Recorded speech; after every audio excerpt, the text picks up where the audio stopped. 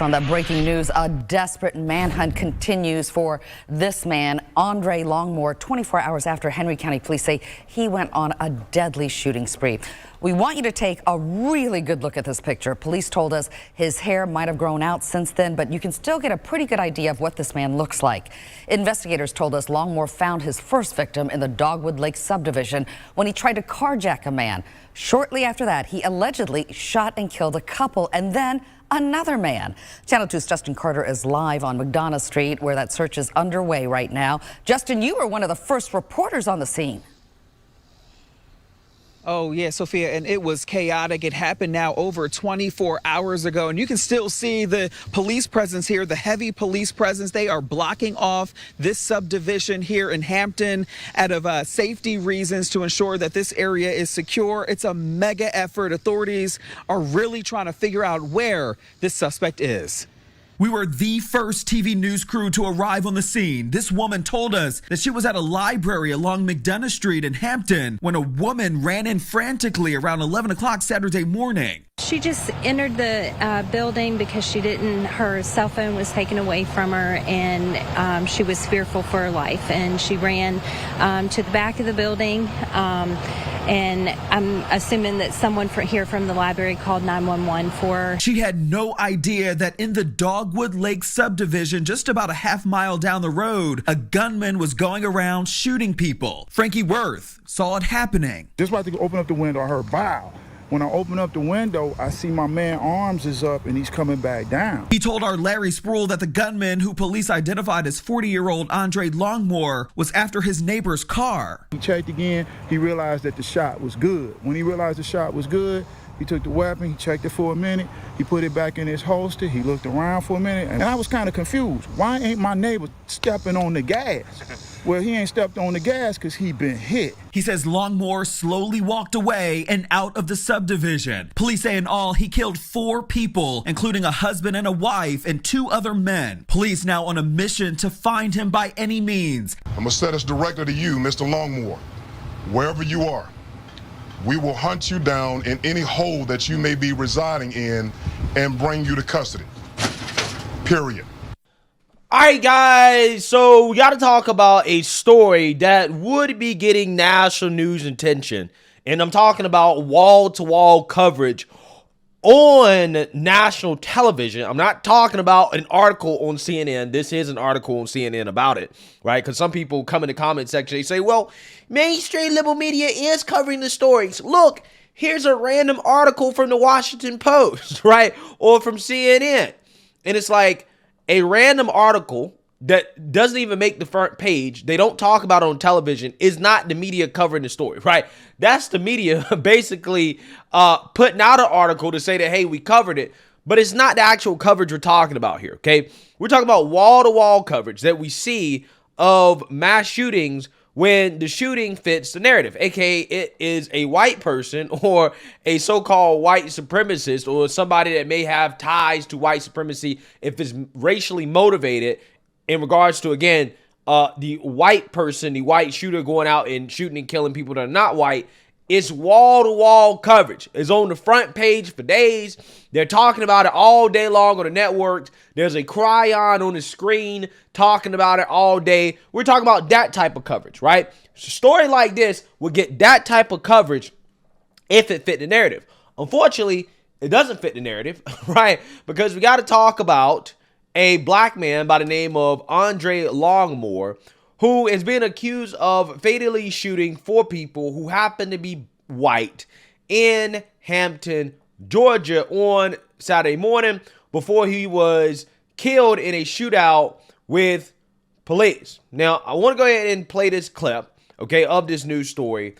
But before I get into it, we have to have a word from the sponsor of this video, Noble Gold. The US dollar has lost 85% of its value since the 70s, when the dollar was decoupled from gold. And the government seems bent on continuing that tradition. From now and up until the next election, the government has free reign to print as much money as they want. And the last time that this happened, everybody knows, everybody remembers, inflation went up 9%. This means one thing.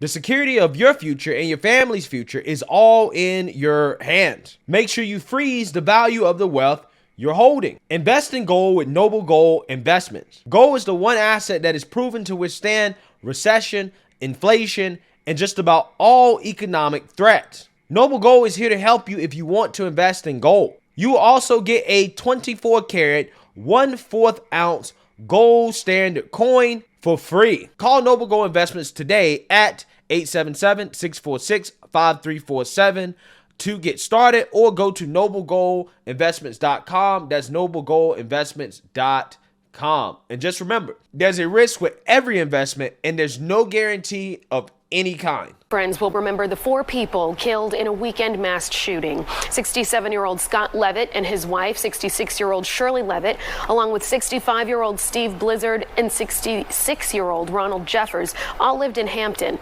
Saturday morning, authorities say Andre Longmore shot and killed them. Yesterday, officers shot and killed him in a shootout. Fox 5's Kim Luffler has been following this story since the moment it broke, and she joins us live now with new information about this case. Kim.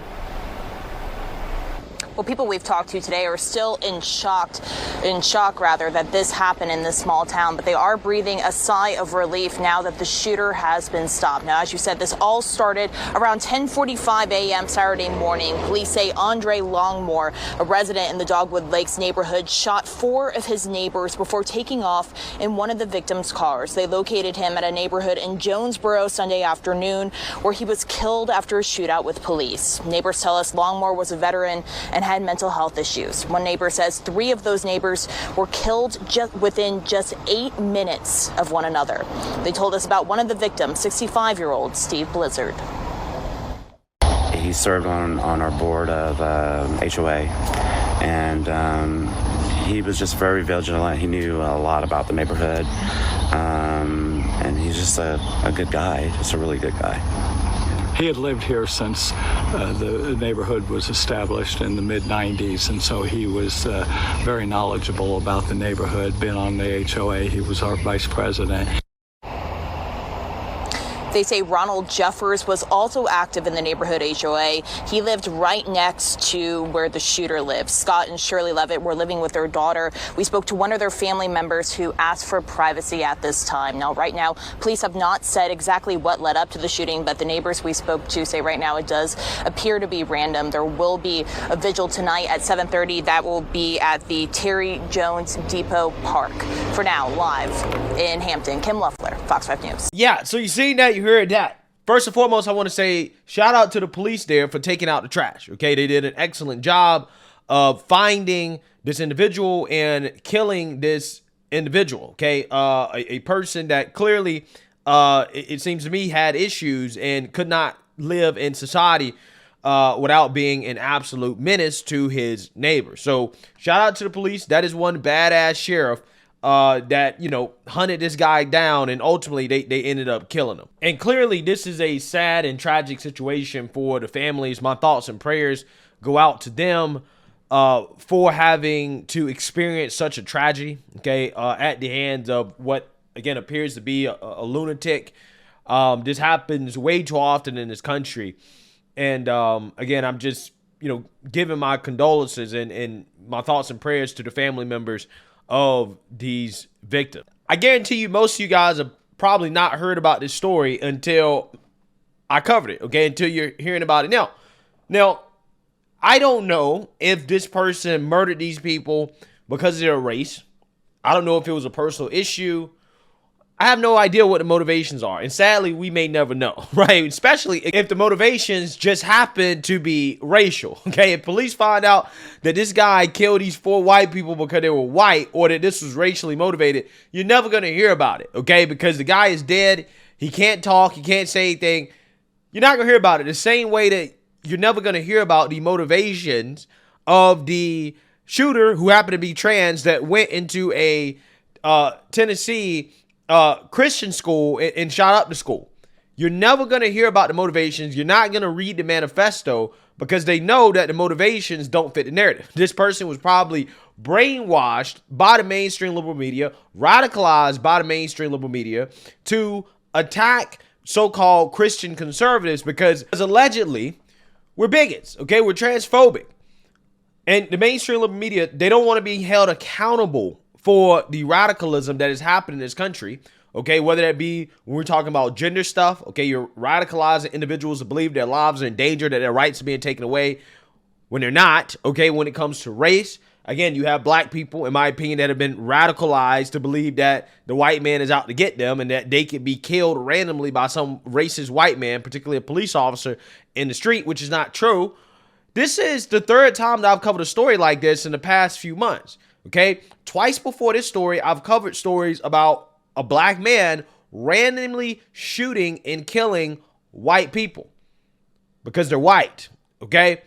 Now, again, I'm not sure if that's the motivation for this mass shooting, okay? If I had to guess, just based off the details and information that we know, it seems that all these individuals knew each other or knew of each other. They were neighbors or whatever. This probably wasn't random. Maybe the guy had some mental issues, okay? He was a veteran. Maybe he had, PTSD or something like. I'm not sure. I would probably say it's not racial.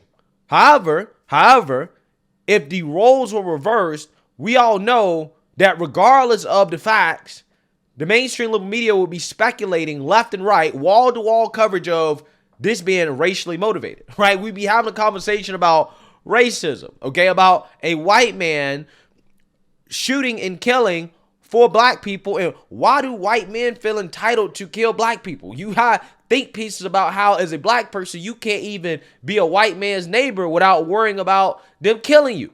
This is what they be talking about. This is what you be hearing about.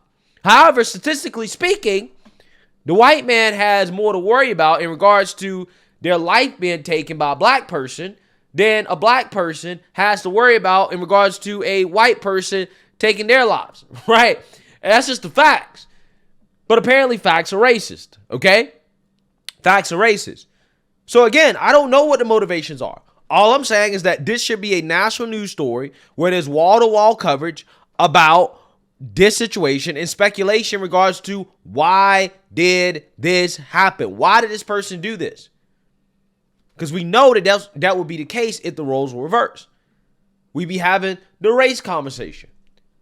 But again, because it doesn't fit the narrative, it's being swept under the rug. They're not really talking about it that much. Again, that's not to say that there's not a couple of segments on it where, they mention it on TV, like, Jim Acosta here is talking about it. But the way they talk about it is significantly different based off who's involved, the race is involved. And I'm going to show you 3 separate stories and how news outlets like CNN talk about this stuff, right? I want you guys to notice here.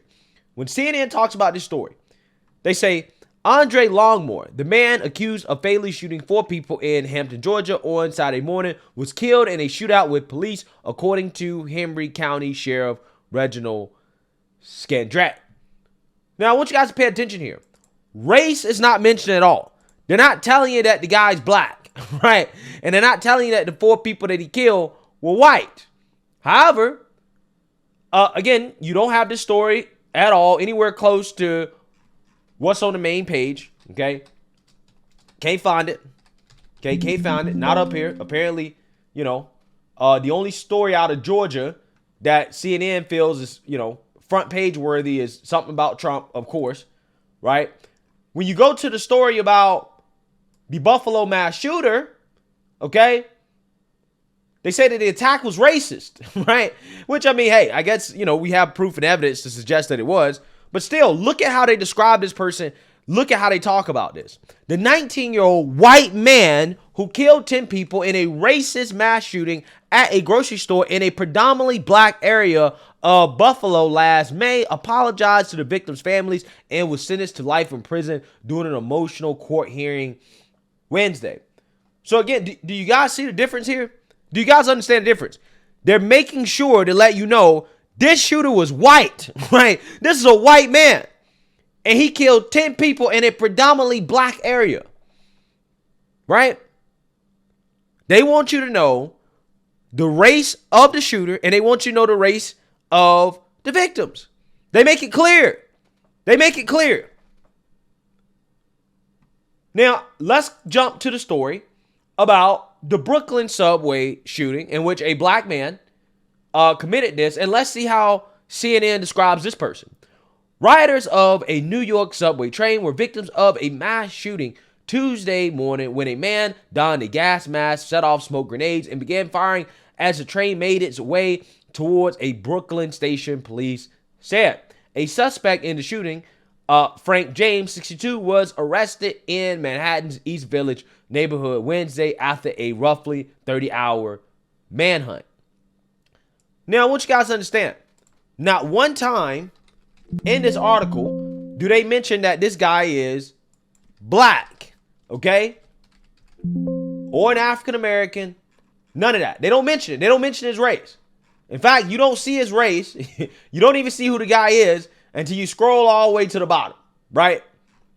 But this guy was a black nationalist, a self-admitted black nationalist who was radicalized. And you could argue that maybe, just maybe, this was racially motivated, okay?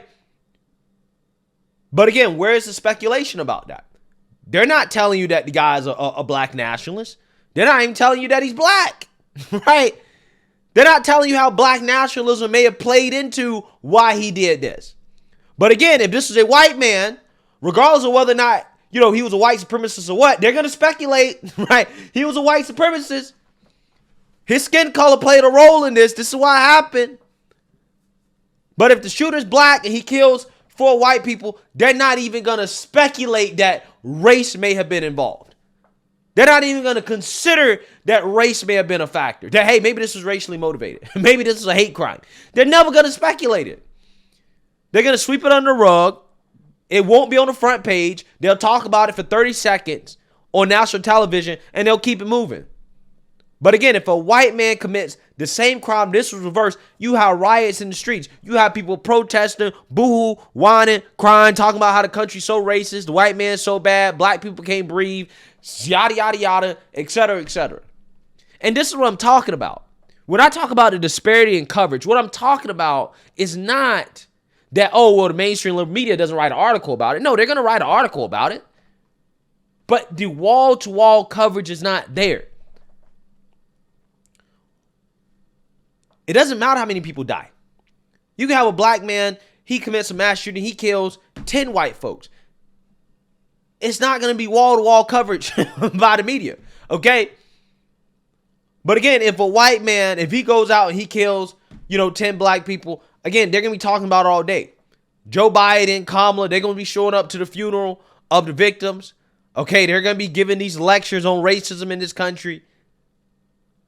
But again, when you have these acts committed against whites, whether it be racially motivated or not, again, I've done a couple stories where it was racially motivated. They admitted that, hey, we did this because they're white. We killed them because they're white.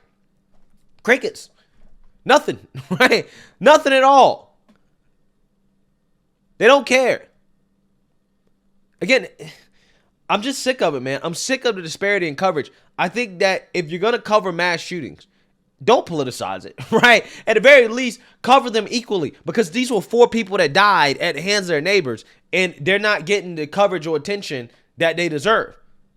When, again, we know that if the roles were reversed, if the races were reversed, there'd be wall-to-wall coverage. People would boo-hoo, whining, and crying on TV. And, they never stop talking about it. So, hey, let me know what you guys think. Make sure you like, comment, and subscribe. Most importantly, share a black conservative perspective. Peace.